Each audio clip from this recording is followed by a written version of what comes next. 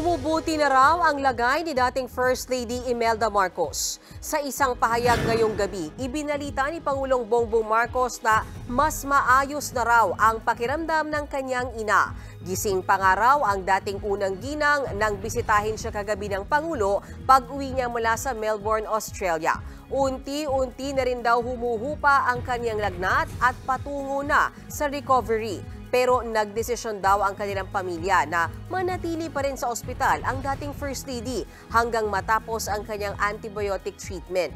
Una nang sinabi ng Malacanang na fake news ang mga kumakalat na balitang pumanaw na ang 94 years old na si Imelda.